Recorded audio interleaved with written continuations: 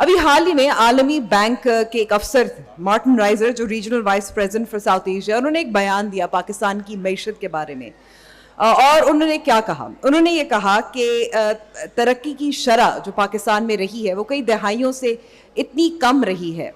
Human development indicators جو ہیں، یعنی کہ لوگوں کے لیے جو تعلیم اور صحت کی سہولیات تک رسائی، صاف پانی ان کو میسر نہیں ہوتا، غربت میں اضافہ ہوتا جا رہا ہے. معیشت اتنی کمزور ہو گئی ہے کہ اس کی وجہ سے جب بھی کوئی ایک شوق ملتا ہے، یعنی کہ اگر ہم دیکھیں کہ عالمی سطح پر کوئی جنگ ہو جائے، تیل کی قیمتوں میں اضافہ ہو جائے، یا سیلاب آ جائے، کوئی قدرتی آفت آ جائے، پاکستان کو وہ اور بھی دھچکا زیادہ لگتا ہے. لیکن ہم صرف گورے کی بات کیوں سنیں؟ پاکستان میں کئی ماہر معیشت ہیں جو ہم کہہ سکتے ہیں وارننگ بیلز رنگ کرتے جا رہے ہیں کہ یہ ایک فیصلہ کن مرحلہ ہم اس تک پہنچ چکے ہیں پاکستانی معیشت کے حوالے سے. میں درخواست کروں گی، کیونکہ ہم اپنا پینل، میری باتیں تو آپ نہ سنیں لیکن پینلسٹ کی باتیں سنیں، کچھ اگر خاموشی اختیار کر لیں پلیز. Thank you. یہ جو فیصلہ کن مرحلہ جس کی بات ہوتی رہی ہے، کئی دہائیوں تک ہوتی رہی ہے، اس کے حوالے سے تین پینلسٹ جو ظاہر ہے کسی تعارف کا محتاج تو نہیں ہے لیکن میری مجبوری ہے کہ مجھے تعارف کرانا ہے. فواد حسن فواد صاحب جو اس وقت نجکاری کے وفاقی وزیر ہیں، 2 وزراء اعظم کے پرنسپل سیکرٹری بھی رہ چکے ہیں، جیل بھی کاٹ چکے ہیں اور شاعر بھی ہیں. عالمی اردو ادب کی کانفرنس ہے تو یہ بھی ذکر کرنا اس کا بہت ضروری ہے. دوسری میری جانب اس وقت ظفر مسعود صاحب بیٹھے ہوئے ہیں، یہ بھی تعارف کے محتاج تو نہیں ہیں، سربراہ ہیں بینک آف پنجاب کے. 2020 میں جو پلین حادثہ ہوا تھا، معجزاتی طور پر سروائیو بھی انہوں نے کیا اور بہت ایڈوکیٹ بھی کیا ریگولیشن کے حوالے سے. اور اس کے علاوہ کاظم سعید صاحب ہمارے ساتھ موجود ہیں، کنسلٹنٹ ہیں، پالیسی ایڈوائزر ہیں. لیکن سب سے بڑی بات میرے خیال میں کہ معیشت کے حوالے سے 2 کتابیں بھی لکھ چکے ہیں، ایک جس کا نام ہے ہر پاکستانی گھر تک خوشحالی، اور دوسرا 2 پاکستان. یہ سیاسی نعرہ تو نہیں ہے ظاہر ہے کاظم سعید صاحب جی، بالکل یہ 2 ایک نہیں 2 پاکستان، یہ کتاب ہے 2 پاکستان. اور خوبصورت بات یہ ہے کہ معیشت کتابیں ویسی پاکستان میں شاید کم پڑھی جاتی ہیں لیکن معیشت کے حوالے سے لکھنا اور پڑھنا یہ بہت بڑا ظاہر ہے کام ہے. سب سے پہلے تو فواد حسن فواد صاحب، آپ سے میں سوال کرنا چاہوں گی. آپ وزیر بھی ہیں، آپ 2 وزراء اعظم کے پرنسپل سیکرٹری رہ چکے ہیں، بڑے طاقتور عہدوں پر آپ فائز ہیں، بلکہ یہ بھی لوگوں کا کہنا ہے کہ آپ شاید اگر پرنسپل سیکرٹریز کی بات کریں، one of the most powerful principal secretaries, تو آپ نے بہت قریب سے طاقتور حلقوں میں ظاہر ان کو میں کام بھی کیا ہے. اور میں کہوں گی اب تو ایک نشانی بھی یہ ہوتی ہے طاقت کی کہ آپ جیل بھی کاٹ کے آئے، جیل کے اندر بھی آپ ہو کے آ چکے ہیں. تو آپ کی نظر میں پاکستان کے لیے جو اکنامک ویژن ہے، یہ جو دلدل کی ہم بات کریں، فیصلہ کن مرحلے کی بات ہو رہی ہے، اس سے نکلنے کا کیا آپ کی نظر میں راستہ ہے؟ What is your vision? شکریہ امبر. بسم اللہ الرحمن الرحیم. دیکھیے، کہنے تو اس کے بارے میں بہت سی باتیں کی جا سکتی ہیں اور کہیں سے بھی شروع کیا جا سکتا ہے. میں نہیں چاہتا کہ میں اس تفصیل میں جاؤں کہ معیشت کی دلدل کہاں سے شروع ہوتی ہے اور کہاں پہ ختم ہوتی ہے، کیونکہ میرے خیال میں ایک انفارمڈ آڈینس ہے اور تقریباً سب کو بہت اچھی طرح اندازہ ہے. لیکن یہ نکلا کیسے جا سکتا ہے اس کے بارے میں میرا بڑا کنسیڈرڈ ویو یہ ہے کہ نکلا اس وقت جا سکتا ہے جب ہمیں یہ احساس ہو جائے گا کہ ہمیں اس سے باہر نکلنا ہے. اور دوسرا اس احساس کا حصہ یہ ہوگا کہ ہم نے خود اس سے باہر نکلنا ہے، کوئی اور ہمیں اٹھا کے باہر نہیں نکالے گا. یہ پہلی بنیادی بات ہے. اور جس دن ہمیں اس چیز کا احساس ہو گیا تو شاید پھر اس دن ہم یہ تجزیہ شروع کریں گے کہ یہ معیشت کی اس دلدل میں یہاں تک پہنچنے کی وجوہات کیا ہیں اور ان وجوہات سے نپٹا کیسے جا سکتا ہے. مجھے اگر آپ کہیں کہ میں بالکل بنیادی باتوں کا تعین کروں تو شاید میں جس چیز کو سب سے پہلے نمبر دوں گا وہ شاید بہت سے لوگ یہاں پہ اس سے اتفاق نہ کریں. میں سمجھتا ہوں کہ ہماری معیشت کی اس دلدل میں پہنچنے کی سب سے بنیادی وجہ ہماری آبادی کے تناسب میں جس تیزی سے اضافہ ہو رہا ہے وہ ہے. یہ ایک علیحدہ بات ہے اور اس پہ بعد میں آتے ہیں کہ ہماری ٹیکسیشن کا تناسب کیا ہے، ہم ٹیکس وصول کرتے ہیں یا نہیں کرتے ہیں، ہمارے حکومتی نظام کی کمزوریاں کیا ہیں, ہمارا بیوروکریسی کا ڈھانچہ کتنا خراب ہے, یہ سارے فیکٹرز ہیں. ہماری سیاسی جماعتوں کے پاس کوئی پروگرام نہیں ہے, کوئی منشور نہیں ہے, ان کے سامنے کوئی طے شدہ رستہ نہیں ہے جس پر انہوں نے چل کے, نعرے بہت ہیں, سلوگنز بہت ہیں, اور پچھلے کئی دہائیوں سے ہم سنتے چلے آ رہے ہیں. ہمارے یہاں پہ پولیٹیکل سٹیبلٹی نہیں ہے, کسی کو ہم اکاؤنٹیبل نہیں کر سکتے, کیونکہ ہر ایک کے پاس یہ تجزیہ ہوتا ہے کہ جی مجھے اگر وقت پورا کرنے دیا جاتا تو میں نے تو یہ کام مکمل کر دیا. یہ ساری باتیں اپنی جگہ ہیں, لیکن یہ بنیادی بات ہے کہ اگر ہم کبھی یہ سوچیں کہ یہ 3% سے زیادہ کا اوسط اضافہ آبادی میں, کیا کوئی وسائل میں اس تیزی سے ترقی ہو سکتی ہے کہ وہ آبادی میں اضافے کی اس رفتار کو سپورٹ کر سکے؟ تو میں سمجھتا ہوں کہ نہیں ہو سکتی. اور پوری دنیا سے اگر ہم یونیورسل اس پہ اپنی اپریسیشن لیں گے تو ہمیں یہی کہا جائے گا کہ نہیں, اگر آپ کی آبادی میں اضافے کا تناسب اسی اعتبار سے برقرار رہا تو چاہے آپ جو کچھ مرضی کر لیں, آپ اس دلدل سے باہر نہیں آ سکتے. تو پہلا تو میرے خیال میں رستہ یہ ہے کہ ہم اس بات کا احساس کریں, اور یہ بات جس کے اوپر بات کرتے ہوئے بھی لوگ ڈرتے ہیں, حکومتیں ڈرتی ہیں. آپ یقین مانیں ہمارا جو پروگرام ہے آبادی کی رفتار کو روکنے کا, وہ اتنا معذرت خواہانہ پروگرام ہے کہ حکومتوں میں بس ایک چھوٹا سا صوبائی اور وفاقی سطح پہ ایک پروگرام چھوڑ کے, اور اس کو بھی نارملی ڈونر فنڈنگ سے ہی چلایا جاتا ہے. حکومت خود اس کے لیے کوئی وسائل جو ہے وہ مہیا کرتے ہوئے بھی ڈرتی ہے. دوسرا میں سمجھتا ہوں کہ ہمارا جو بنیادی مسئلہ ہے وہ ہے ہمارا بیوروکریسی کا نظام, اور وہ بیوروکریسی کا ڈھانچہ ایک ایسا ہے جو ابھی تک 19ویں صدی کے اوائل میں کھڑا ہے, جب انگریز نے اس کو اس ملک میں انٹروڈیوس کیا تھا, اور ابھی تک اس کے اصول بھی وہی ہیں. انہی اصولوں پہ وہ کام کرنے کی کوشش کرا جو اس وقت اس کے سامنے رکھے گئے تھے, لیکن دنیا بہت آگے آ چکی ہے.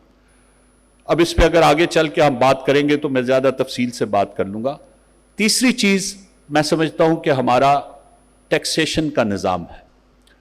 میں نے کچھ دن پہلے بھی کہا تھا کہ جب بھی بات ہوتی ہے تو یہ کہا جاتا ہے کہ ہم نے اپنے ٹیکس کی جو شرح ہے, tax to G D P ratio ہے, اس کو 8% سے بڑھا کے 15 یا 18% تک لے کے جانا ہے. میں بار بار ہر مرحلے پہ یہی کہتا ہوں کہ ہم 8% سے 15% تو بعد میں لے کے جائیں گے. اگر ہم پہلے مرحلے میں صرف یہ کر لیں کہ جو ہماری اصل جی ڈی پی ہے, بجائے اس کے کہ جو ریکارڈڈ جی ڈی پی ہے, ہم اس کا 8% ہی اکٹھا کرنا شروع کر لیں تو شاید ہمارے بہت سے مسائل حل ہو جائیں. صرف آپ لوگوں کی اس کو ذرا زیادہ سمجھانے کے لیے نمبرز بعض اوقات بہتر ہوتے ہیں کہ ہم کوئی $300 بلین کی جی ڈی پی کو مانتے ہیں, لیکن تقریباً اس بات پہ اتفاق ہے کہ جو اصل جی ڈی پی ہے ہماری وہ $1.2 ٹریلین ہے, تو 4 گنا زیادہ ہے.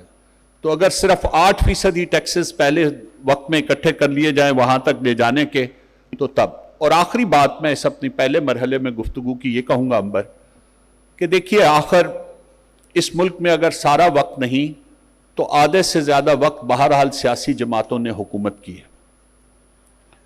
آپ سیاسی جماعتوں کے دور سے, ان کے منشور سے اختلاف کر سکتے ہیں, لیکن بشرط یہ کہ منشور ہو. اگر آپ بہت ہی سنجیدگی سے بھی دیکھیں تو معیشت کے بارے میں جو بہت کلیئر ویژن تھا, وہ غلط ہو سکتا ہے, آپ اس سے اختلاف کر سکتے ہیں, وہ صرف 1970 کی دہائی میں ذوالفقار علی بھٹو کا تھا.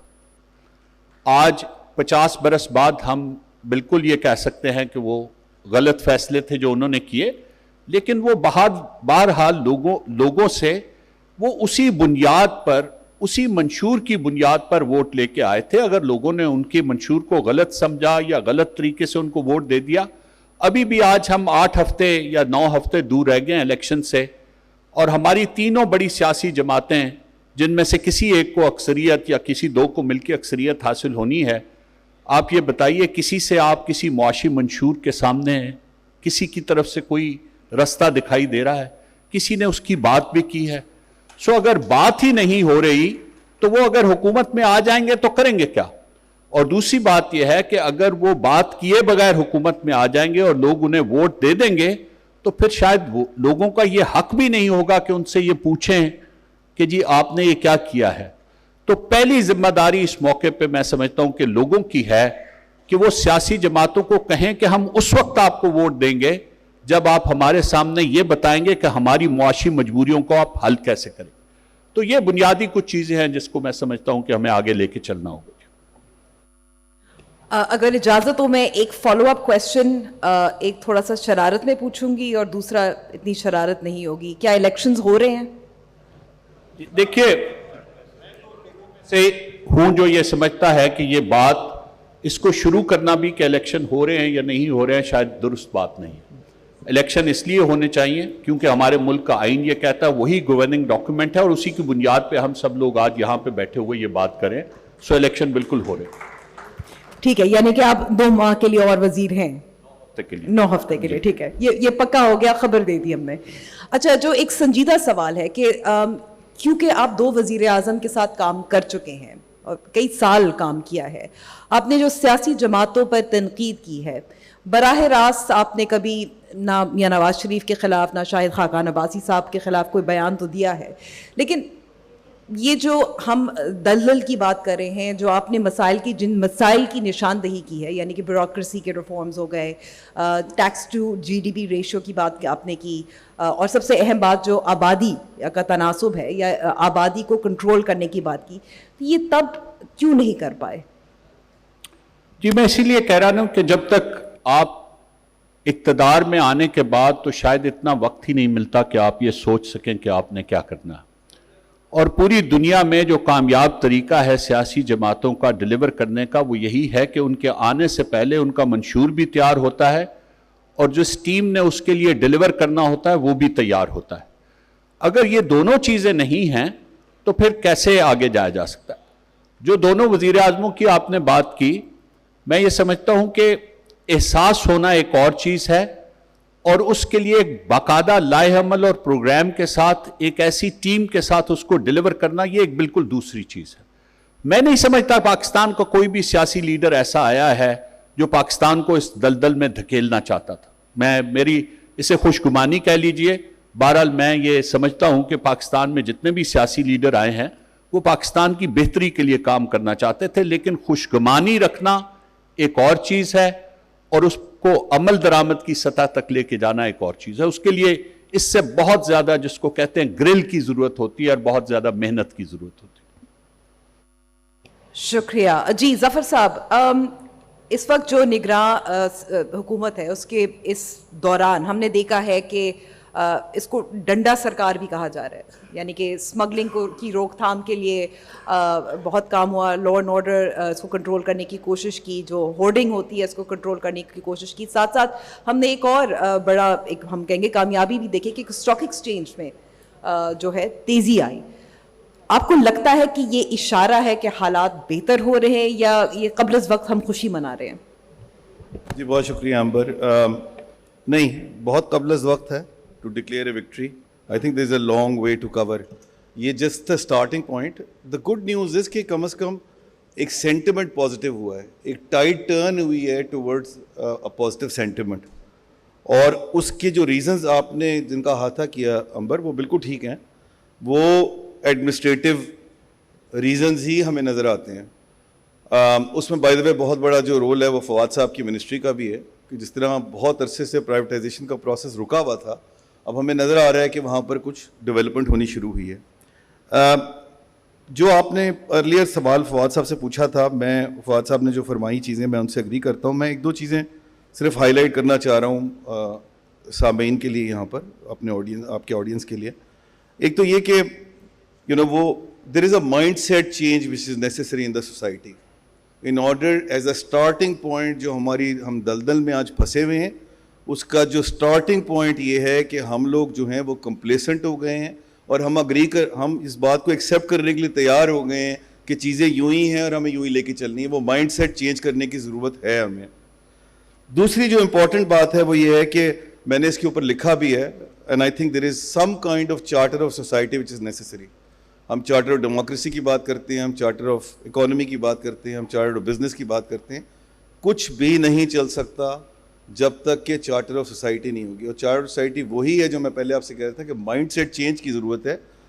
ہم سب کو at the individual level change ہونے کی ضرورت ہے, اور یہ بات ایکسیپٹ کرنے کی ضرورت ہے کہ چینج آنے کی ضرورت ہے اس دلدل سے نکلنے کے لیے, کیونکہ اس دلدل میں ہم پھنسے بھی اسی وجہ سے ہیں کیونکہ ہم نے اس کو ایکسیپٹ کر لیا. ہماری جو کیپیسٹی ہے to develop home grown plan وہ ڈس اپیئر ہو گئی ہے. ہمیں ایک ہوم گرون پلان کی ضرورت کی اشد ضرورت ہے, اور جب تک ہم وہ نہیں لے کے آئیں گے اور ہم ڈپینڈنٹ رہے for the outside world to present the plan to us, اس کے اندر ہمیشہ گیپ ہی رہے گا. اس میں ہمیشہ کوئی نہ کوئی ایسا اینگل ضرور ہوگا کہ جو غالباً ہمارے انٹرسٹ میں اس طرح نہیں ہوگا جس طرح ہونا چاہیے. اب ہیومن ڈیولپمنٹ انڈیکس کے اوپر ہم اس وقت 62nd نمبر پہ ہیں آؤٹ آف 151 کنٹریز. ہمیں دس از اے پور پرفارمنس. جب تک آپ اس پہ کام نہیں کریں گے, جب تک آپ اس کو نہیں بڑھائیں گے, آپ کا کوئی اکنامک پلان, آپ دلدل سے نہیں نکل پائیں گے. ہمیں یہ ریئلائز کرنا پڑے گا اور اس پہ کام کرنا پڑے گا. اور اس کا جو سٹارٹنگ پوائنٹ ہے وہ ہے جو ہمارا سبسڈیز کا پورا نظام ہے. وہ سبسڈیز کا نظام پورا کا پورا جو ہے اس کو ریسٹرکچر کرنے کی ضرورت ہے. آج جو ہمارا سبسڈیز کا نظام ہے اس کے اندر جو substantial portion of the subsidy ہے, وہ اتفاق کی بات ہے کاظم صاحب کی ایکسپرٹیز, دونوں انڈسٹریز کاظم صاحب کی ایکسپرٹیز ہے. وہ ایک انرجی سیکٹر جو سب سے بڑا ہے, اور اس کے بعد دوسرے نمبر پہ ایگریکلچر آ جاتا ہے. آپ دونوں میں دیکھ لیجئے کہ ہم ان پہ سبسڈی جھونکے جا رہے ہیں, جبکہ اس کا کوئی کسی قسم کا رزلٹ ہمیں پروڈکٹیوٹی میں نظر نہیں آ رہا. اور یہی سبسڈیز جو ہیں ان کو ختم کرنے کی ضرورت ہے, چاہے وہ فرٹیلائزر سیکٹر میں ہو تقریباً 200 بلین روپے پر اینم وہ ہے, چاہے وہ کموڈٹیز پہ ہو. فواد صاحب نے بھی اس دن اس کا احاطہ کیا. یہ تقریباً 1 ٹریلین سے زیادہ کا سٹاک اس وقت کھڑا ہوا ہے آپ کا کموڈٹیز کی سبسڈیز کے اندر. آپ جو یہ 300 یونٹ سے نیچے سبسڈی دیتے ہیں بجلی کے اوپر, that is also misused. Gas کی subsidy is misused as well. Therefore, all these subsidies have to go away, and those subsidies will need to be then diverted towards the social sector for development of human development index جو ہے اس کو بہتر جب تک ہم نہیں کریں گے, نہ اسی دلدل میں ہم پھنسے رہیں گے, اس سے باہر نہیں نکل سکتے. ایک میں بری خبر آپ کو امبر دے دوں, اور آپ کی میں تو کچھ اچھی خبر کی امید شروع تو ایسے ہی کیا تھا, آپ تو بری خبر دے رہے ہیں. میں بری خبر یہ ہے کہ کوئی شارٹ ٹرم سولوشن نہیں ہے. So we need to be very very clear on this. یہ راستہ بہت لمبا ہے, اس دلدل سے ہمیں گزرنا پڑے گا, اس دلدل میں فور دا ٹائم بینگ رہنا پڑے گا. مگر وہ کہتے ہیں نا کہ ہمیں ریئلائزیشن اگر اس چیز کی ہو جائے کہ یہ چیز جو ہے اس سے ہمیں باہر نکلنا ہے, تو پھر تو چلے ہیں تو کٹ ہی جائے گا سفر آہستہ آہستہ. میں کوشش کروں گی کہ تھوڑا سا کچھ ہم آڈینس سے بھی سوالات لیں, کہ مجھے لگتا ہے کہ کافی سوال ہوں گے. میں 2-3 سوال ابھی وقت نہیں, ہاتھ ابھی آپ نیچے رکھیں, آدھا گھنٹہ یا 15-20 منٹ مجھے اور دیں, تھوڑا سا میں کچھ سوال کرنا چاہ رہی ہوں. اور میں کاظم صاحب کی طرف اب جانا چاہتی ہوں. کاظم صاحب, بری خبر تو ہمیں دے دی ظفر صاحب نے کہ اس دلدل میں ہم پھنسے رہیں گے, لیکن ابھی دیکھیں جیسے جانے والی حکومت تھی جو اس وقت نگراں حکومت ہے, انہوں نے 3 شعبوں کو ترجیح بنایا ہے, اور ان کی نشاندہی جس کو کہہ سکتے ہیں, جس کی بنیاد پر ہم ترقی کی راہ پر گامزن ہو سکتے ہیں. ایک جو ہے وہ IT سیکٹر ہے, ایک مائننگ سیکٹر ہے, ایک ایگریکلچر ہے. آپ کو کیا لگتا ہے ان میں سے تینوں کون سے سیکٹرز ہیں جس سے سب سے ہم تیزی سے معیشت کو جمپ سٹارٹ کر سکتے ہیں, دلدل سے نکل سکتے ہیں؟ بہت شکریہ امبر. میں آپ کے سوال کا جواب دینے سے پہلے ذرا سا پس منظر میں دینا چاہتا ہوں معاشی ترقی کے نقطہ نظر سے. اگر آپ سب یہاں جو آڈینس بیٹھی ہے بہت سنجیدہ سٹیزنز ہیں پاکستان کے, شعراء اور ادیب یہاں بیٹھے ہیں, آپ کے لیے میرے خیال میں ایک پیغام جو میں پہلے دینا چاہتا ہوں وہ یہ کہ معیشت کی ترقی اور غربت کا خاتمہ, ان دونوں کے لیے اگر ایک چیز کو اگر آپ کو دیکھنا ہے, جس طرح کرکٹ میچ دیکھتے ہوئے دنیا کا کوئی بھی پلیئر اگر اس کو میچ کو یا شائقین دیکھتے ہیں تو پوچھتے ہیں رن ریٹ کیا ہے, اگر کوئی ایک چیز دیکھنی ہے تو وہ شرح نمو ہے. اور میں جو آپ نے ذکر کیا جو کتاب 2 پاکستان ہر پاکستانی گھرانے تک خوشحالی جو کتاب میں نے لکھی, اس کا بنیادی مفہوم یہ تھا کہ بھائی ایک پاکستان ان لوگوں کا ہے جن کی اگلی نسل کے بارے میں وہ توقع کر سکتے ہیں کہ ان کے حالات ہم سے بہتر ہوں گے, اور وہ شاید صرف 15-20% ہے جو میں نے اعداد و شمار سے تجزیہ کیا, اور بقیہ سب کے بارے میں کہنا مشکل ہے کہ ان کی اگلی نسل بہتر حالات میں ہوگی یا نہیں. اس کتاب کو شائع ہوئے 1-2 برس ہو گئے, لیکن آج میں دیکھ رہا ہوں یہ جتنا روپے کی قدر میں کمی آئی ہے, بہت سے وہ گھرانے جن کے 15-20% جن کے بارے میں میرا خیال تھا کہ وہ قلعے کے اندر ہیں, پاکستان کے جو خوشحالی کا قلعہ ہے اس کے اندر ہے, ان کو بھی یہ پریشانی لاحق ہے کہ اگلی نسل ہماری کن حالات میں ہوگی. کتاب کا مفہوم جو مین میسج یہ تھا کہ دنیا بھر کے ممالک جنہوں نے غربت کا خاتمہ کیا ہے, یہ اب قلعے کے اندر والوں کے لیے بھی ریلیونٹ ہو گئی بات, انہوں نے بنیادی طور پہ جو کام کیا ہے 25-30 سال تک 7 سے 8% شرح نمو سالانہ 25-30 سال تک. اور آپ ہم جو ہر بار بحث ہوتی ہے یہ پچھلی حکومت نے 5% کیا, ہم نے 4% کیا وغیرہ, 7-8% منیمم ریکوائرمنٹ ہے. تو یہ as citizens who are interested in Pakistan's future, آپ جب یہ دیکھیے کہ یہ تقریریں یا یہ بیانات دیے جا رہے ہیں یا وعدے کیے جا رہے ہیں, جو پرفارمنس 7 سے 8% یا اس سے زیادہ گروتھ آپ نظر آتی ہے آپ کو 25-30 سال, یہ ظفر صاحب نے جو کہا کہ لمبا رستہ ہے, لیکن یہ سکور رن ریٹ آپ کو دیکھنا ہے. دوسری بات یہ کہ ابھی ہمارا انڈیا میں آپ دیکھ لیں 30 سال سے 7-8% گروتھ ہو رہی ہے. چین کا جو ریکارڈ جو بتایا جاتا ہے 40 سال تک انہوں نے اس طرح کی گروتھ کی, اور جتنے اور ممالک کو آپ دیکھیں گے جنہوں نے غربت کا خاتمہ کیا ان کا یہی رہا ہے طریقہ. اس طرح کی گروتھ کے لیے جو شعبے جن کا انتخاب کیا گیا میرے خیال سے وہ ضرور ہیں مناسب, مائننگ بھی, زراعت بھی اور آئی ٹی بھی. لیکن ایک چیز جو میرے یہاں بزرگ بیٹھے ہیں تو یہ جو یہی وہ شعبے ہیں جن سے ہم ناراض بھی ہیں کہ جی وہ شوگر انڈسٹری تو یہ کر رہی ہے, تو وہ گندم کے جو وہ فلاور ملز تو چلتے ہی نہیں ہیں, ان کو گورنمنٹ سبسڈی دیتی ہے. تو وہ چونکہ میرے بزرگ بیٹھے ان کی اجازت سے وہ مولانا روم کا مصرع میں آپ کو سنا دوں کہ از ہمان جا کہ رسد درد ہمان جاس دوا, جہاں جہاں سے درد پیدا ہوتا ہے ملتا ہے وہیں پہ دوا ہے. تو اگر آپ چین کی ترقی کو دیکھیے تو آپ کو ریئل اسٹیٹ میں جس سطح کا انویسٹمنٹ چین نے کیا ہے, ہر سال پچھلے 40 سال آپ ہر سال کی کوئی مغرب کی کسی انویسٹمنٹ کمپنی کی رپورٹ دیکھیں چین کی معیشت کے بارے میں, تو یہ ضرور ہوتا ہے اس کے اندر ایک بڑا پیغام کہ جی ریئل اسٹیٹ میں انہوں نے بہت زیادہ انویسٹ کر دیا. اصل میں گروتھ وہاں سے آتی ہے, اور ظاہر ہے آپ سب سے اگر یہاں پہ ایک سروے کیا جائے کہ سب سے بڑے ویلنس کون ہیں پاکستان کی معیشت کے, تو ریئل اسٹیٹ اور ایگریکلچر میں بہت سے لوگ مل جائیں گے ہمیں. تو میں ایک پیغام جو امبر میرے خیال میں اس مجمع کے لیے میں ایک سوال رکھنا چاہتا ہوں آپ کے سامنے کہ جس پرائیویٹ بزنس کے لوگ, اب حکومت سے توقع جو تھی کہ وہ حکومت چلائے گی, یہ تو میرے خیال سے اب شاید ہم اگری کر سکتے ہیں کہ حکومت فرنٹ پہ ہو معیشت کی ترقی کے لیے. شاید یہ اب وہ دور چلا گیا, وہ 60s 50s 60s 70s میں ہم توقع کر سکتے تھے, اس طرح کے افسران گورنمنٹ میں تھے. فواد صاحب یہاں موجود ہیں, اس طرح کے افسران کامن تھے جو who could get the business of government done for the benefit of the country.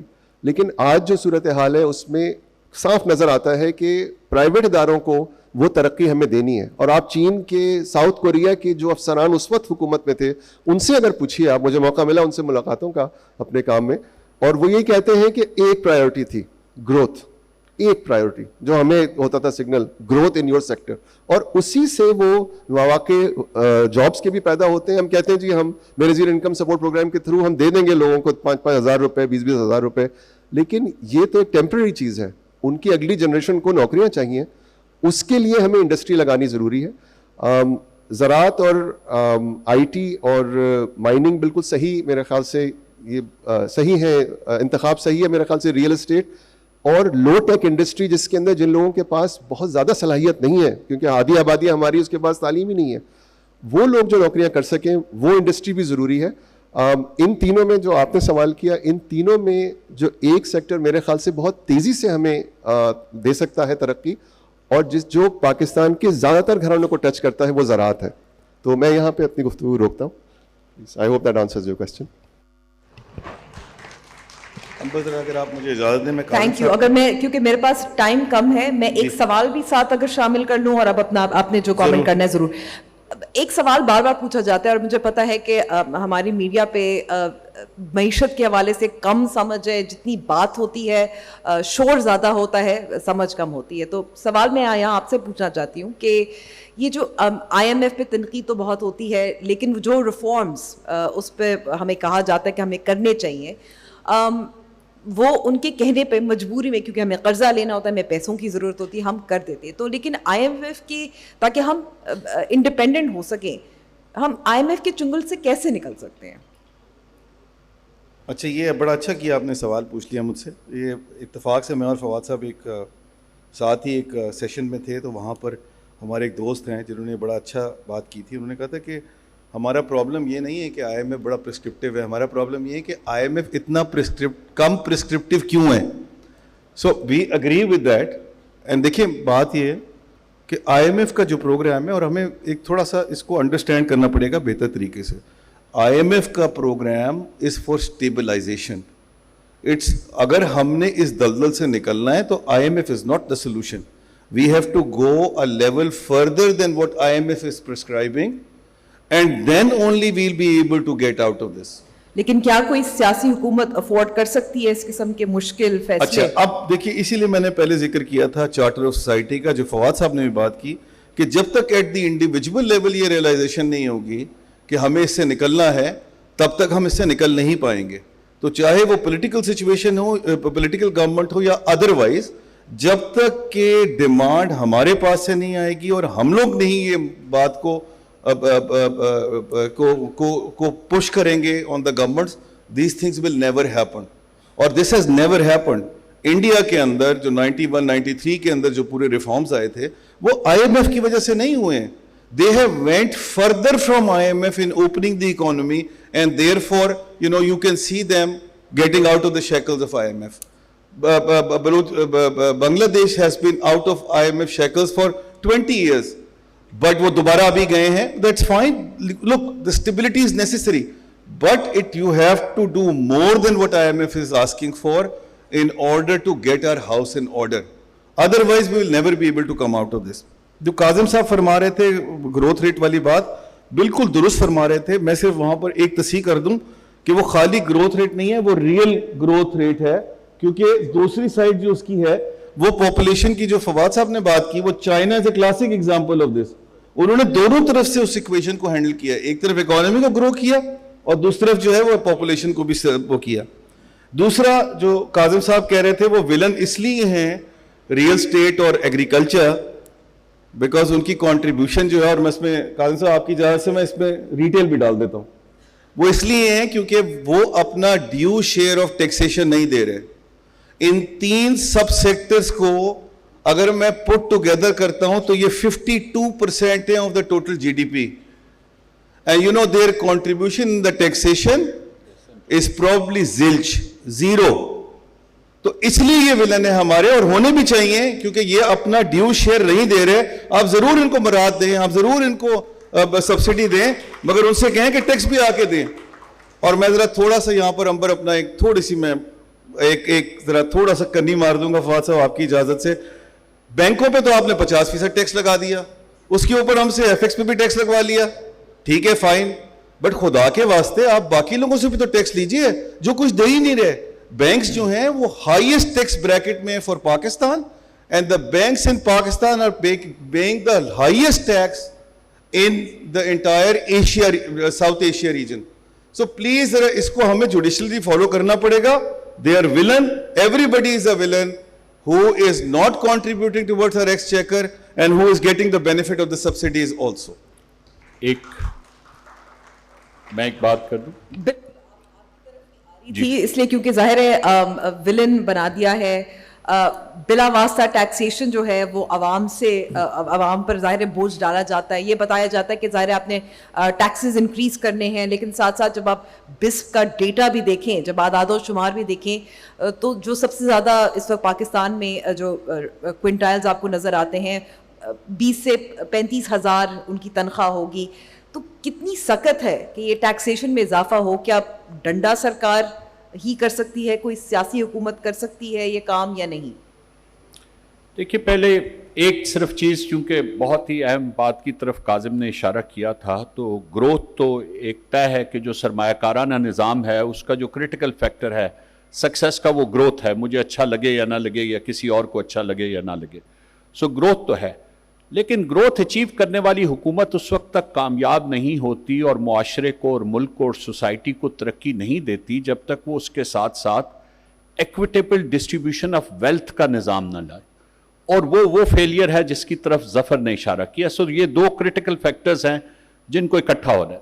چین کی اور ہندوستان کی دو مثالیں دی. اب میں ایک چھوٹا سا معمولی سا فرق اور اپنی ایک معیشت کے طالب علم کی حیثیت سے اپنی رائے بتاتا ہوں. چین نے گروتھ کی 40 سال میں سے تقریباً 32 سال double digit growth, not even 7, 8 اور 9% پلس 10% وہ گئے. ایک بہت چھوٹے بیس سے سٹارٹ ہوئے تھے. 1980 کی اوائل میں چین دنیا کے پسماندہ ترین ملکوں میں سے ایک تھا، آبادی بہت زیادہ تھی اور ترقی کی رفتار نہ ہونے کے برابر تھی. تو ایک چھوٹے بیس سے شروع ہوئے. سو پہلے 20 سال تو ان کے لیے گروتھ ریٹ کو ڈبل ڈیجٹ میں رکھنا بہت آسان تھا، لیکن اس کے بعد انہوں نے بہت اپنی جو ایبلٹی تھی اور کیپیسٹی تھی اس کو امپروو کیا، اور پھر اگلی 2 دہائیوں میں بھی انہوں نے اس کو مینٹین کیا.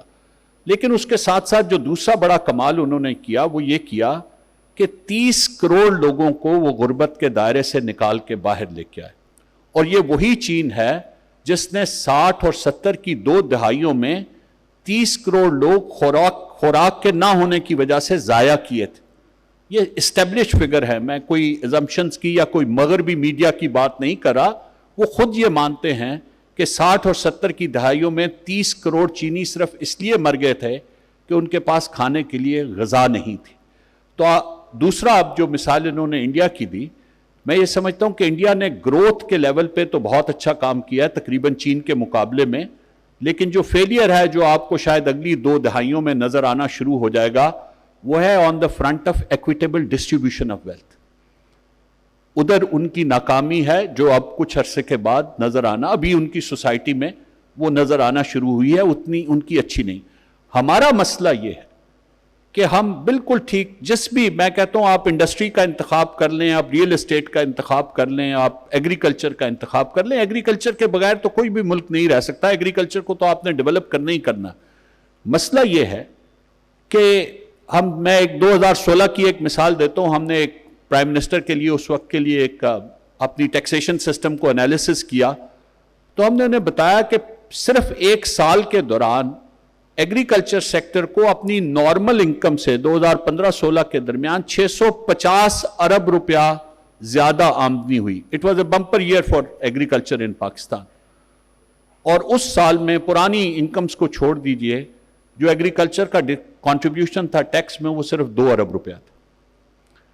تو یہ وہ ریالٹیز ہیں جن کو ہمیں دیکھنا. آپ نے سوال کیا کیا سیاسی جماعتیں یہ کریں گی؟ تلخ بات ہے، اگر اگلے الیکشنز میں ریئل اسٹیٹ اور فیوڈل لینڈ لارڈز کی تعداد اتنی ہی سیاسی جماعتوں کے اندر ہوئی جس طرح آج کے خاکے میں نظر آ رہی ہے، تو شاید میرا نہیں خیال کہ وہ کچھ کر سکیں گے. یہ پالیسی، اور میں ساری سیاسی جماعتوں کی بات کر رہا ہوں، میں کسی ایک سیاسی جماعت کی نہیں بات کر رہا ہوں، ان کی پالیسی ہوسٹیج ہو جائے گی ان پاور گروپس کا، ان پاور سرکلز کا جو ان کی گورنمنٹ کا مین سٹے بنیں گے. تو پھر میں وہی بار بار، ظفر نے بھی وہی کہا ہے، میں بھی یہی کہہ رہا ہوں، یہ لوگوں نے دیکھنا ہے. سیاسی جماعتیں اور ان کے منشور بھی اہم ہیں اور وہ لوگ بھی اہم ہیں جن کو آپ ووٹ دے رہے ہیں. یہ بھی دیکھ لیجئے کہ یہ شخص اگر نیشنل اسمبلی میں یا سینٹ میں جائے گا تو پھر یہ میری نمائندگی یا میری کس طرح سے کر سکے گا. تو بڑا اگلے 9-10 ہفتے میں سمجھتا ہوں پاکستان کے لیے بڑے اہم ہیں. سیاسی جماعتیں جو فیصلے کریں گی، جن لوگوں کو وہ سامنے لے آئیں گی، جس طرح کا وہ اپنا پروگرام سامنے لے کے آئیں گی، الیکشن سے شاید پہلے ہی فیصلہ کرنا آسان ہو جائے کہ الیکشن کے نتیجے میں پاکستان کے مسائل میں کمی ہوگی یا معیشت کی یہ دلدل مزید گہری ہوگی. میں آخری سوال کرنا چاہ رہی ہوں کاظم صاحب آپ سے. اگلے 5 سال انتخابات ہونے والے، نئی حکومت انشاءاللہ فواد صاحب نے وعدہ کیا ہے کہ آئے گی. اگلے 5 سال میں ہم اس دلدل سے کس طرح سے، what is the mechanism in the process جسے نکل پائیں گے؟ اور اگر وہ ہوگا تو what does that look like in 5 years, تاکہ ہم یہ دوبارہ سے بات چیت نہ کر رہے ہوں, نازک موڑ کی بات چیت نہ کر رہے ہوں, دلدل کی بات کریں. ہم یہاں ایک آڈینس میں تھے, انہوں نے کہا ہم 3 نسلوں سے سن رہے, سب تنگ آ گئے ہیں, بہت ہو گیا. سب سے بڑی ترجیح جو اگلے 5 سال کے لیے ہے وہ یہ ہے کہ ہم اپنی ایکسپورٹس کو اپنی امپورٹس سے اوپر لے جانے کی کوشش کریں. اور یہ 5 سال کا کام نہیں ہے, 5 سال سے زیادہ کا کام ہے, کیونکہ امپورٹس کو بڑھانے میں ہم نے لگا لیے ہیں 50 سال.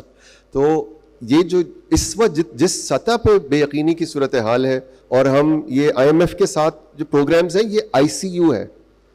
ICU میں آپ نے کہا کہ یہ IMF کی جو مشورات ہیں ان سے ہم باہر, آپ ICU کے ڈاکٹر جو دوا دے رہے ہیں ان پیشنٹس کو, وہ آپ گھر میں روزمرہ ایک صحت مند پیشنٹ آدمی کو دیں تو اس کا کیا حال ہوگا. تو یہ ICU ہے. اس میں جانے کی بنیادی وجہ یہ ہے کہ ہمارے جتنے ہم فارن ایکسچینج جو استعمال کرتے ہیں اس سے کم ہم کما پاتے ہیں. یہ بالکل بنیادی وجہ ہے جس کی وجہ سے ہم IMF پروگرامز میں جاتے رہے ہیں. Don't let anybody give you any other view on this. Exports remittances کتنے بڑھا سکتے ہیں ہم, کتنے پاکستانی ایکسپورٹ کر سکتے ہیں. اور یہ عجیب سی بات ہے کہ ہم اپنے ملک کے حالات کو کے استحکام کے لیے, معاشی استحکام کے لیے پاکستانیوں سے کہیں آپ یہاں سے جائیں. آبادی تو کم ہو جائے گی نا. اچھا, یہ آبادی پہ بھی میں ذرا سا تصحیح کر دوں. جو گلوبل ریکارڈ ہے اس کو آپ غور سے دیکھیے تو جن ملکوں کے اندر خوشحالی بے پناہ ہے وہاں پاپولیشن گروتھ ریٹ بہت کم ہے. اور یہ ڈیموگرافکس کی اسٹڈی جو ہے یہ اس میں تاریخ پوری ہمارے سامنے ہے. جو پسماندہ ممالک ہیں ان میں گروتھ ریٹ بہت زیادہ ہوتا ہے پاپولیشن کا. اس لیے اگر ہم مواقع فراہم کریں کمانے کے اور لوگوں کے حالات بہتر ہوں تو خود بخود ہی پاپولیشن گروتھ ریٹ نیچے آتا ہے. اس لیے اس میں کسی کو ڈنڈے کے زور, یہ بہت کم ملک ہوں گے دنیا کے, ایران اور بنگلہ دیش کی مثال ہے. اس کے علاوہ جتنے ملک ہیں جہاں پہ پاپولیشن گروتھ ریٹ کم ہوا ہے وہ اکنامک گروتھ ریٹ بڑھنے اور جیسے فواد صاحب نے کہا ڈسٹریبیوٹ ہو گروتھ وہ اور اس کے فوائد سب گھرانوں تک پہنچے, اس سے پاپولیشن گروتھ ریٹ نیچے آتا ہے. ایسا نہیں ہو کہ جو لوگ بیچارے مجبور ہیں اور وہ بچے اور زیادہ پیدا کریں, ہم کہیں تمہارا ہی فالٹ ہے, تم کو ختم کریں گے ہم تب غربت ختم ہو. تو غریب کو ختم کرنے کی ضرورت نہیں ہے. غربت ختم کرنے کے لیے we have to be very clear about this. جو ہمیں ایکسپورٹ بڑھانے کے لیے جن شعبوں کی بات کی میرے خیال سے حکومت نے جو انتخاب کیا ہے ایکسپورٹ کے لیے وہ مناسب ہیں.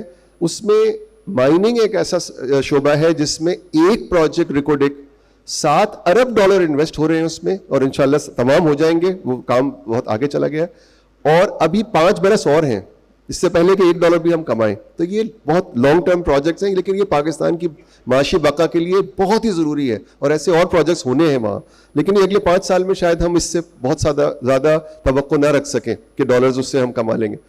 IT کا یہ ہے سلسلہ کہ اس میں ظاہر ہے بہت پراسپیکٹ بہت ہے, لیکن وہ صرف جو بہت زیادہ تعلیم یافتہ پاکستانی ہیں وہ اس سے فائدہ اٹھا سکتے ہیں. اور ابھی اس میں کچھ اور بھی کچھ ضروریات پالیسی میں ایڈجسٹمنٹس کی, and that's a big prospect.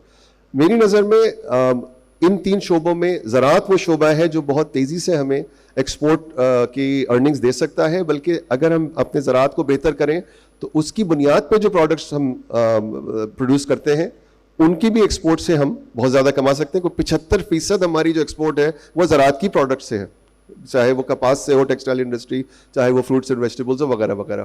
تو یہ اگلے 5 سال کے لیے دیز آر. اور امپورٹس کو کم کرنا, آئی تھنک وہاں بھی زراعت کے بہت سی ایسی چیزیں ہیں جو ہم امپورٹ کر رہے ہیں, جن دالیں ہیں یا ہم کرتے ہیں بالکل چیزیں, یہ واقعی یہ کوئی وجہ نہیں ہے کہ ہم ان کو امپورٹ کریں. تو یہ میرا مختصر جواب ہے. بہت بہت شکریہ. میں چاہتی تھی کہ آڈینس سے سوال بھی لوں, لیکن مجھے بتایا جا رہا ہے کہ ٹائم ہمارے پاس ختم ہوا جا رہا ہے. فواد صاحب, آخری سوال ویری کوئک, اگر مختصر آپ جواب دے سکیں. ابھی حال ہی میں آپ نے بیان دیا تھا کہ IMF کے پاس کچھ پاکستانی معیشت کے حوالے سے معلومات ان تک پہنچی جو وفاقی حکومت نہیں دینا چاہ رہی تھی. اس کا کچھ بتا سکتے ہیں یہ کیسے ہوا اور اس کی کچھ تحقیقات ہوں گی؟ میں نے یہ نہیں کہا تھا کہ نہیں دینا چاہتی تھی, میں نے یہ کہا کہ مختلف حکومتوں کی بات ہو رہی تھی. ایک تو یہ کسی ایک حکومت کی بات نہیں ہوتی.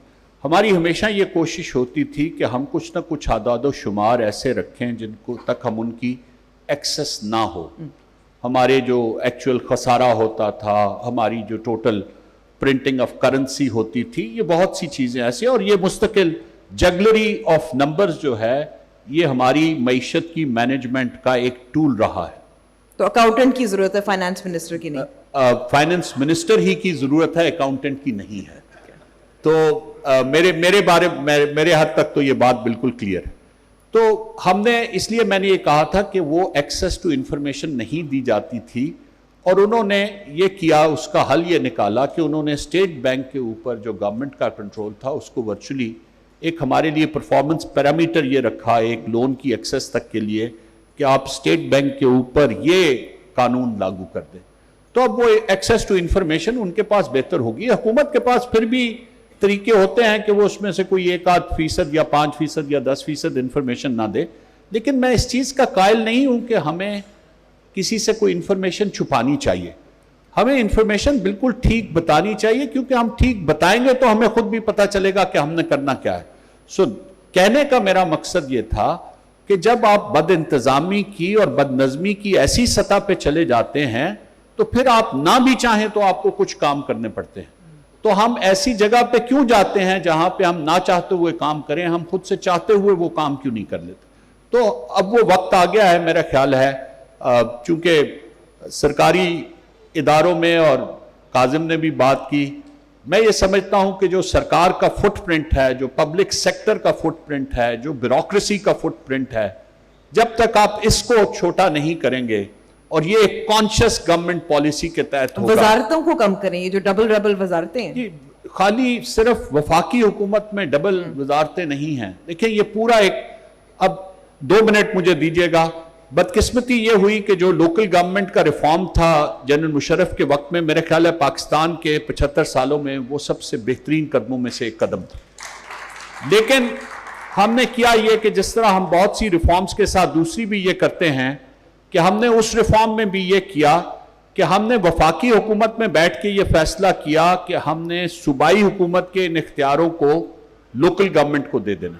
लेकिन हमने ये फैसला नहीं किया कि वफाकी हुकूमत में जो चीज़ें नहीं होनी उनका हमने क्या करना। और जो 18वीं तरमीम का बहुत ज़्यादा हम शोर मचाते हैं और बार बार ये डिबेट में आता है, 18वीं तरमीम के होने के बाद भी आज तक 11 साल, 1 अशरे से ज़्यादा हो चुका है, हम फेडरल गवर्नमेंट का फुटप्रिंट और ब्यूरोक्रेसी का साइज कम नहीं कर सक रहे, रोज बरोज बढ़ता जा रहा।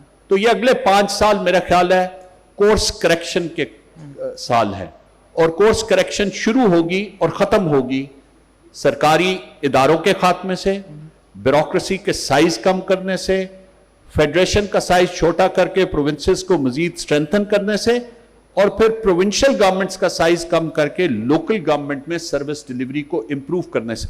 आप यकीन माने कोई फलसफा नहीं, सिर्फ यह है कि क्लैरिटी ऑफ पर्पस के साथ आपको ये काम करने हैं। अगर आप कर सकेंगे तो पाकिस्तान जैसे मुल्क के लिए, हमारे जैसे वसाइल के लिए तरक्की की मंजिल तक पहुंचना कोई इतना मुश्किल नहीं। बहुत बहुत शुक्रिया। क्योंकि मुझे बताया गया है कि वक्त खत्म हो गया है, तो सवाल का भी वक्त खत्म हो गया है। माजरत, मेरी कोशिश थी, आप बाद में भी पूछ सकते हैं। मैं उम्मीद करती हूँ, प्लीज खामोशी, मैं उम्मीद करती हूँ कि कुछ सवाल जो आपके ज़हनों पे थे मैंने पूछ लिए होंगे। बस क्विकली अगर मैं समराइज कर सकूँ, मुझे बहुत शोर आ रही है, बहुत शोर मुझे आ रहा है। 10 मिनट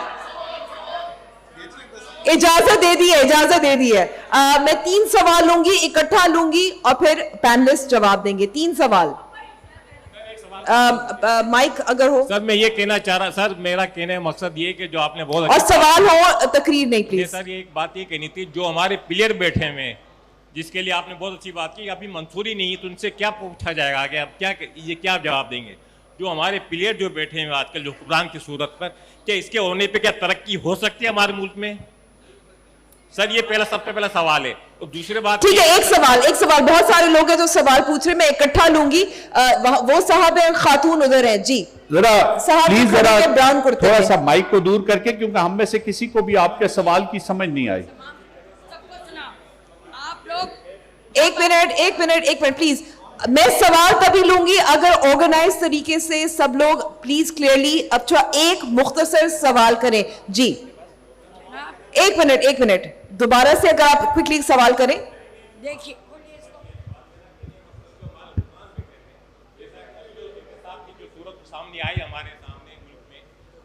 माइक अगर आप अपने जी हेलो मैं ये कह रहा था कि जो हमारे वक्ती जो हुक्मरान जो इलेक्शन लड़ने के लिए जा रहे हैं, इनके पास मंसूर ही नहीं फवाद साहब के बकौल, तो क्या हमसे सवाल करेंगे क्या इनके लिए आइंदा के लिए? और दूसरी बात ये, जो पिछले 3 नस्लों से जो हम भुगत रहे हैं इनको, कि हमारे लिए जो ये हवालात जो पैदा किए इन लोगों ने, कि इसके होने के बाद भी हम क्या तरक्की कर सकते हैं इस मुल्क में? ये मेरा पूछने का सवाल था। ठीक है जी, उनको और फिर वो जो ब्राउन कुर्ते में है, पहले इनको। जी, सवाल ये है कि हम चाइना जा रहे हैं, हम इंग्लैंड जा रहे हैं, आपने क्या मशरकी पाकिस्तान का नाम लिया? उनकी कैसे तरक्की हो रही है? उनको किसने तोड़ा है? वो कौन से जनरल थे? आज जितने कमीने जनरल बैठे हुए हैं, उनको क्यों नहीं गोली मारते हैं?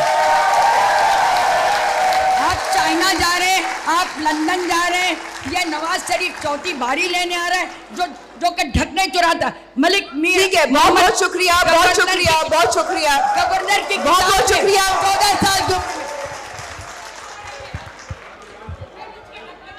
मैं दोबारा से एक दरख्वास्त करती हूँ कि मुख्तसर सवाल, यहाँ हम तकरीर करने नहीं आए, पैनलिस्ट से सवाल करने आए। जी, मैं बड़ी अहम बात करने लगा हूँ कि जैसे IMF के लिए एक लाइन कहूँगा कि IMF हमारे जैसे मुल्कों के लिए ऐसे है कि जैसे जैसे शटल जाती चांद गाड़ी जो चांद पे, उसके साथ रॉकेट लगते हैं सर्टन टाइम के लिए, वो एक सहारा चाहिए होता है, फिर उसके बाद उसने एट इट्स ओन जाना होता है। हमें वो मौका मिलता है, हम अपने आप पाँव पर नहीं खड़े होते, हमें आगे फिर खुद उड़ना है। IMF को फॉर द टाइम बीइंग हमें लेना चाहिए। सवाल फवाद साहब से मेरा ये है कि सर, खुदा के वास्ते मेरी गुजारिश है कि आप लोगों से आवाम ने कोई एतराज नहीं करना, आपसे शायद कोई पूछे भी ना। डॉलर हमारी मैशत में बहुत अहम किरदार अदा करता है। डॉलर नीचे नहीं आता, लेकिन हम डॉलर के नीचे आ जाते हैं। डॉलर को हम लोगों ने फुटबॉल बनाया हुआ है। ये से डॉक्यूमेंट हम कर दें कि डॉलर हर बंदे के पास कहता है जी मेरे पास 1 लाख रुपए है या डॉलर खरीद लो, इसे डॉक्यूमेंट करें, मखजूज जगह से लें, ताकि हम FBR उसे ट्रैक करें कि डॉलर को लेके गया है, किस लिए लेके गया है, ट्रैक करने तो पता करें। ठीक है, डॉलर को ऊपर आखिरी जाएगा, कभी नहीं जा सवाल, सकता। एक खातून है इधर, आखिरी सवाल उनसे हम लेंगे, and that's the last series of questions. Thank you.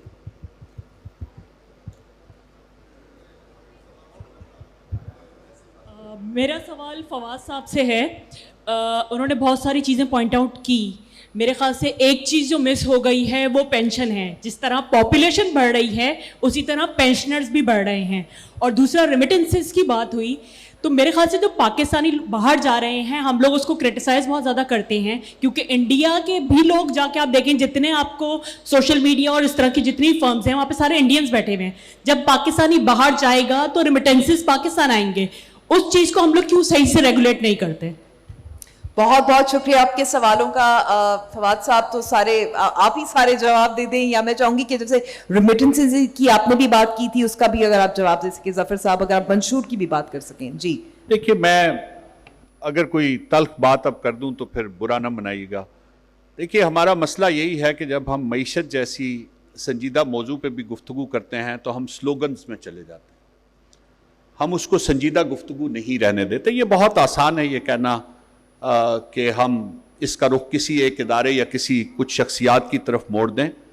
बात ये नहीं है। बात ये है कि अगर आज मईशत इस हालत में है तो मैं ब्यूरोक्रेसी के एक फ़र्द की हैसियत से भी उतना ही ज़िम्मेदार हूँ, और कोई और बैंकिंग के एक फ़र्द की हैसियत से जहाँ पे हज़ारों अरब के कर्जे राइट ऑफ किए गए वो भी उतना ही ज़िम्मेदार है, और कोई जनरल भी किसी इदारे में उतना ही ज़िम्मेदार है। हम सब लोगों ने इस मुल्क को इस हाल तक पहुँचाया। अगर हम ये समझते हैं कि नहीं, हम सब लोगों का कोई हिस्सा नहीं है और हम सिर्फ किसी एक तरफ इशारा करना शुरू कर दें, तो शायद कोई मुनासिब बात नहीं होगी। दूसरी बात जो इधर से हुई,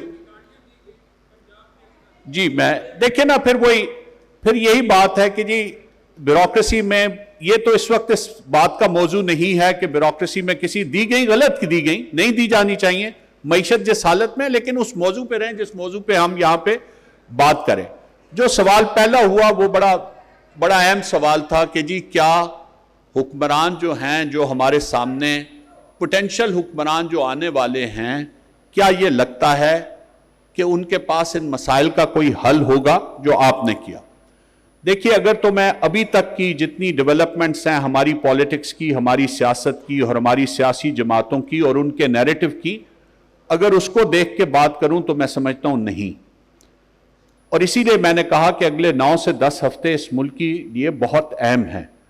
اگر اس دوران کوئی ایسا معیشت کو بحال کرنے کا لاہے عمل آ جاتا ہے جس میں یہ ساری باتیں ہوں گی جن کی طرف تذکرہ ہو رہا ہے, تو پھر تو شاید کوئی رستہ نکل سکے. اور پھر یہ بھی خالی کسی منشور میں آ جانے سے مسئلہ حل نہیں ہوگا. کیا کوئی اس کو ووٹ بھی کرتا ہے یا نہیں کرتا, اس کو کوئی حکومت میں بھی لے کے آتا ہے کہ نہیں آتا. سو ابھی بہت سا رستہ ابھی باقی ہے اور بڑا کٹھن رستہ ہے, جس طرح ظفر نے کہا. ریمیٹنسز کی حد تک آپ کی بات بالکل درست ہے, اور یہ کسی بھی ملک میں میں سمجھتا ہوں جتنے چین سے باہر کام کرتے ہیں شاید ان میں سے کوئی بھی نہیں کرتا, لیکن ایک سرٹن وقت کے بعد آ جاتے ہیں. ہندوستان ہمارے سامنے بہت بڑی مثال ہے. امریکن اسٹیٹ ڈپارٹمنٹ سے لے کے امریکہ کے جتنے اہم محکمے ہیں ان میں سارے ایکسپیٹ انڈینز کام کر رہے ہیں. سو کوئی بھی یہ نہیں کہتا کہ انہیں باہر نہیں جانا چاہیے, ضرور جانا چاہیے. ہماری بدقسمتی یہ ہے کہ ہم انسکلڈ لوگوں کو باہر بھیجتے ہیں. وہ ہمارے لیے ڈالر تو لاتے ہیں, لیکن پھر ہم ان ڈالرز کا جو یوز کرتے ہیں وہ ان چیزوں کی طرف کرتے ہیں جس کی طرف ظفر نے اشارہ کیا تھا کہ وہ کم ہونا چاہیے. ہم ان ڈالرز کو انڈسٹریلائزیشن کے لیے یوز نہیں کرتے, ہم ان ڈالر کو پروڈکٹیوٹی بڑھانے کے لیے یوز نہیں کرتے, گروتھ کے لیے یوز نہیں کرتے. ہم بڑی بڑی گاڑیاں خریدنے کے لیے اور ان کے ٹیکسز دینے کے لیے یوز کرتے ہیں.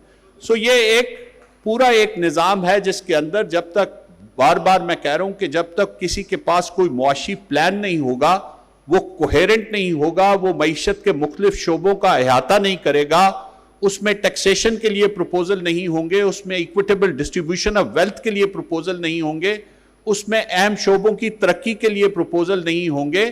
جس طرح انہوں نے کہا کہ مائننگ سیکٹر کو ڈیلیور کرنے میں 10 سال لگیں گے.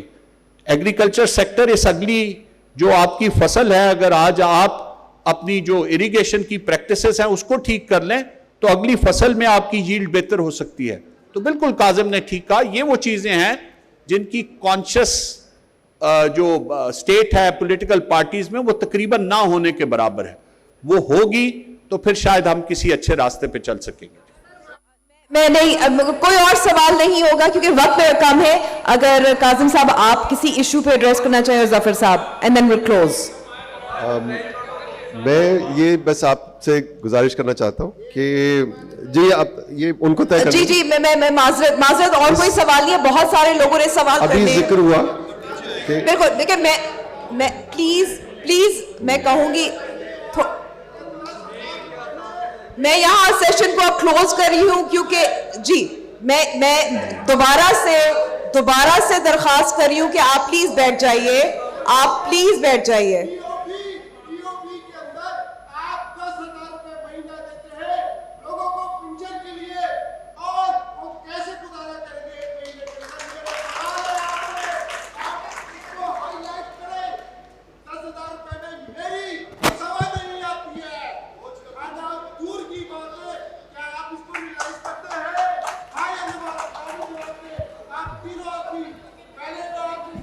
دیکھیں یہاں ایسا ہی ہوگا کہ جو سب سے زیادہ شور مچائے گا اور غصہ کرے گا, وہ بات صحیح کر رہے ہوں گے, لیکن کیونکہ ہمارے پاس وقت ہے, ایک سوال پینشنز کے حوالے سے ہو چکا ہے, یہ ریپیٹیشن ہے, کوئی 4-5 اور لوگ ہوں گے جو سوال کرنا چاہیں گے. میرے خیال میں کہ ایک مسئلہ یہ بھی ہے کہ سنا نہیں جاتا جب ایک درخواست پولائٹلی کی جاتی ہے. ویری کوئکلی اگر کاظم صاحب اور ظفر صاحب, and then we close it. میں معذرت کرتی ہوں, مجھے آپ یہ میں کہوں گی کہ آپ دیکھیں کہ لوگوں میں کتنا غصہ ہے اس وقت, مہنگائی کی وجہ سے جو معیشت کا حال کر دیا گیا ہے, اور یہ جو غصہ ہے, میں امید کرتی ہوں کہ آپ اس وقت جب الیکشن ہوں گے, جب ریلیز ہوں گی, جب لوگ آپ کے پاس ووٹ لینے آئیں گے, ان پہ بھی ضرور نکالے. یہ تو ہم تھوڑے پرسکرپشنز بتا رہے ہیں. جی خاموشی پلیز, خاموشی. سیاستدانوں کے بارے میں جو سوال ہوا ابھی یہاں پہ, ایک سوال کے ساتھ یہ بھی کہا گیا کہ بھائی جب راکٹ جا رہا ہوتا ہے اوپر, جب راکٹ بھیجنا ہے نا چاند پہ, تو وہ جو سائنٹسٹ اس کا کام جانتا ہے نا, اس کی بھی سن لینی چاہیے. تو جب آپ سیاستدانوں کے سامنے کے جو پروپوزلز ہیں ان کو دیکھنے لگے, کہا جا رہا ہے کہ پروپوزل ہی نہیں ہے. جب پروپوزل نہیں ہوتا تو بھی پیچھے ایک پس پردہ ہوتا ہے پروپوزل, اور وہ آپ سب سمجھتے ہیں. میری آپ سے درخواست یہ ہے کہ جب ہم بات کرتے ہیں میثاق معیشت کی, تو عموماً آپ یہ دیکھیں گے کہ میثاق معیشت میں جو پروپوزلز ہوتے ہیں ان کی جو ترجیح ہے وہ یہ ہے کہ جی ہم آپس میں مل بانٹ کے کس طرح سے اس چیز, اور یہ معیشت کی ترقی اور شرح نمو کا اتنا کم ہونے کی بنیادی وجہ یہ ہے. یہ ہم کہہ رہے ہیں نا کہ گروتھ ہمیں 7-8% 25 سال نہیں ملی, اس کی بنیادی وجہ یہ ہے کہ ایک کمپرومائز ہے کہ بھئی یہ آپس میں ہم یہی 22 خاندان یا یہی 36 خاندان یا یہی 1100 فلاور ملز وغیرہ, یہ آپس میں اس سیکٹر سے جو کچھ بینیفٹ ملنا ہے ہمیں یہی لے لیں گے. اور میثاق معیشت کے پروپوزلز میں بھی آپ کو یہی تھیم نظر آئے گی, اور جب وہ آپ کو نظر آئے وہاں آپ کو یہی سوچنا ہے کہ گروتھ کے لیے کیا کیا کیا جا رہا ہے, اس چیز کو ریجیکٹ کرنا ہے. یہ میرا آپ کو پیغام ہے. بہت شکریہ. جی میں ذرا گزارش کر دوں, پوائنٹ بائی پوائنٹ جو چیزیں مس ہو گئی تھیں. بنگلہ دیش کی بات کی گئی, خدا کے واسطے ذرا ریالٹی دیکھ لیجئے, وہاں پولیٹیکل سسٹم کو دیکھ لیجئے, اس کے بعد پلیز بات کیجئے. اور ابھی وہ IMF کے پروگرام میں جا رہے ہیں, نمبر 1. Number 2, dollar management. آپ نے بالکل صحیح بات کی, ڈالر مینجمنٹ کی یقیناً ضرورت ہے. ہم بہت obsessed ہیں with the western formula and prescriptions کہ جی ہمیں جو ہے وہ سب کو چھوڑ دینا چاہیے اور everything should be market driven. پہلے مارکیٹ تو ڈیولپ ہو جائے.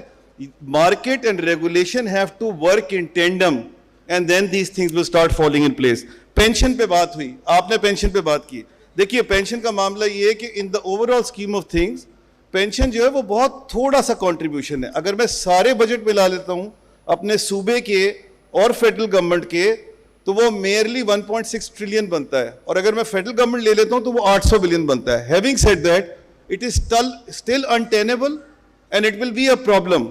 Having said that, آپ کو اوور آل جو چینج کرنے کی ضرورت ہے, یہاں کسی نے بات کی وہ گاڑیوں کی بھی بیوروکریسی کی, جو اس کو جو ہمیں چینج کرنے کی ضرورت ہے وہ یہ چینج کرنے کی ضرورت ہے کہ جو آج کمپنسیشن سٹرکچر ہے, جو فواد صاحب نے بھی بات کی, ایڈمنسٹریٹو ہماری سسٹم کا, اس کا ایک ریویو کرنے کی ضرورت ہے. اور پرہیپس وہاں پر ہمیں دیکھنا پڑے گا کیا پینشن جو ہے اس کی فردر ریکوائرمنٹ ہے یا نہیں ہے.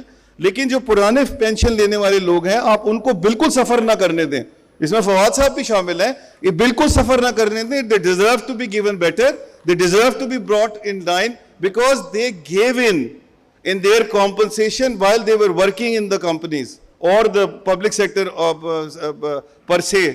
Therefore they deserve to be compensation better as far as, but overall ایک جو ہمارا ریکوائرمنٹ ہے وہ یہ ہے کہ ہمیں اس کو ایک کمپنسیشن سٹرکچر کو چینج کرنا پڑے گا اور پروڈکٹیوٹی کی طرف جانا پڑے گا, سائز کم کرنا پڑے گا, جیسے امبر بھی کہہ رہی تھی, آف دا انٹائر بیوروکریسی. اور ایک میں اور گزارش کر دوں, جو آپ نے ریمیٹنسز کی بات کی تھی, دیکھیے ریمیٹنسز کی حد تک جو سب سے امپورٹنٹ بات ہے فواد صاحب نے وہ کور کر لی ہے. میں صرف ایک چیز کہوں گا جو کاظم صاحب اور فواد صاحب دونوں نے کور کی ہے, 92% آف آر GNP جس کو گراس نیشنل پروڈکٹ کہتے ہیں, 92% of that goes into consumption. جس ملک میں لوگ ڈالرز کو کھا رہے ہوں, جو آپ بھی بات کر رہے تھے, اس میں ڈالر کیسے نیچے آئے گا ذرا مجھے سمجھا دیجیے. آ ہی نہیں سکتا نیچے, آپ کی ایکویشن ہی اپ سائڈ ڈاؤن ہے.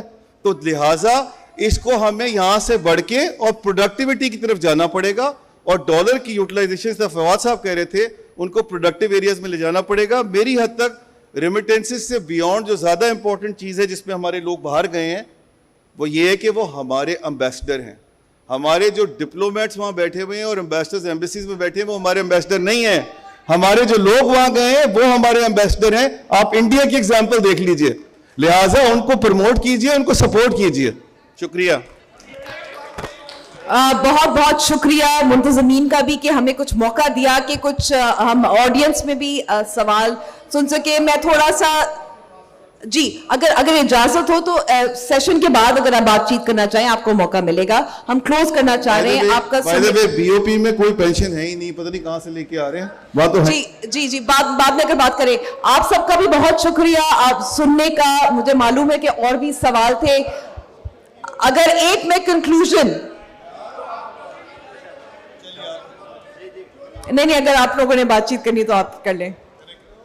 جی کنکلوژن تو یہ ہے کہ جو IMF ہمیں کہتی ہے اس سے زیادہ مشکل سے فیصلے کرنے پڑیں گے, اور اس وقت اگر ہم کہہ سکتے ہیں کہ یہ ووٹر اور جو سیاسی جماعتیں الیکشن سائیکل میں جاری ہیں ان کی ذمہ داری ہے, جیسے فواد صاحب نے بھی کہا کہ ان کے منشور میں کیا ہے, اور ان کو ہم نظریات کی بنیاد پر ان کے جو منشور ہے, جو اس وقت وہ ریفارمز اور اصلاحات کی بات کر رہے ہیں اس کی بنیاد پر ووٹ دیں, نظریات کی بنیاد پر نہ دیں. بہت بہت شکریہ آپ تینوں کا. ظاہر ہے گفتگو ہم اور کرنا چاہتے تھے, امید کرتی ہوں کہ جو آڈینس کچھ سوال پوچھنا چاہتی ہے بعد میں بھی ان کو موقع ملے گا. Thank you very much.